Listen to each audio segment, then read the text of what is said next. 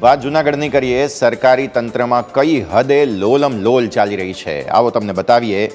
ઉત્તમ નમૂનો સામે આવ્યો. મહત્વની ગણાતી સિવિલ હોસ્પિટલ અને મેડિકલ કોલેજમાં જ ફાયર એનઓસી નથી. આ સરકારી સંસ્થા છે. સરકારના જ કડક નિયમો અને તેની અમલવારીના દાવાઓ જોવા મળે, પરંતુ સરકારની જ કચેરીમાં લોકો પર મોટું જોખમ તોળાયેલું છે. ફાયર વિભાગ દ્વારા સિવિલ હોસ્પિટલને એક નહીં પરંતુ 8 વખત નોટિસ અપાઈ છે, છતાં પણ હજુ સરકારી પ્રક્રિયાઓમાં ફાયર એનઓસી આવી શકી નથી. અને ખાનગી હોસ્પિટલો, મોલ, સિનેમાઘર પર કાર્યવાહી કરતું તંત્ર સિવિલ હોસ્પિટલ પર કાર્યવાહી કરશે કે કેમ, તે હવે જોવું રહ્યું.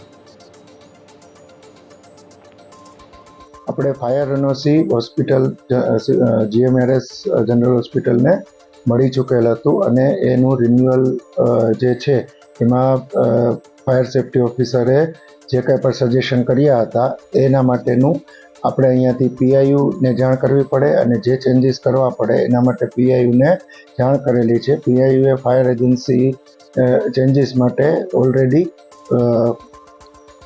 નિમણૂક કરેલી છે. અત્યારે એમનું કામ ચાલુ છે. જેવું એ જે કંઈ પણ ચેન્જીસ કરવાના છે કામ થઈ જાય એટલે આપણે ફાયર સેફ્ટી ઓફિસરને ચીફ ફાયર ઓફિસરને જાણ કરી અને રિન્યુઅલની પ્રક્રિયા તરત પૂર્ણ કરવા માટે અમે અવિરતપણે કાર્યરત છીએ. એનઓસી માટે ફાયર એનઓસી માટે એક વાત કરેલી હતી કોલેજ બિલ્ડિંગ માટે. હોસ્પિટલની તો રિન્યુ વાત હતી.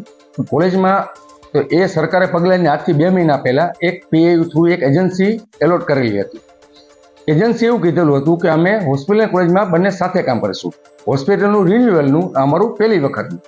હજી 2 મહિના સુધી હજી સુધી કાંઈ કામગીરી ચાલુ થઈ નથી.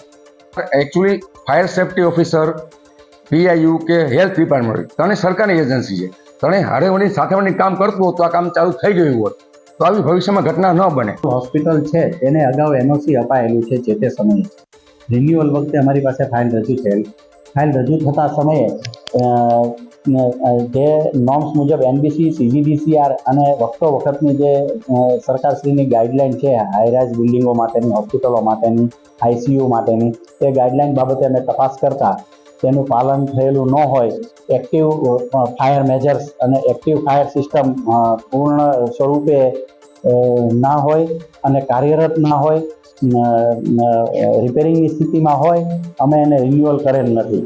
અને એને સિવિલ હોસ્પિટલને આજ સુધીમાં અંદાજે 8 જેટલી અમે નોટિસો આપી રિમાઇન્ડર કરેલ છે.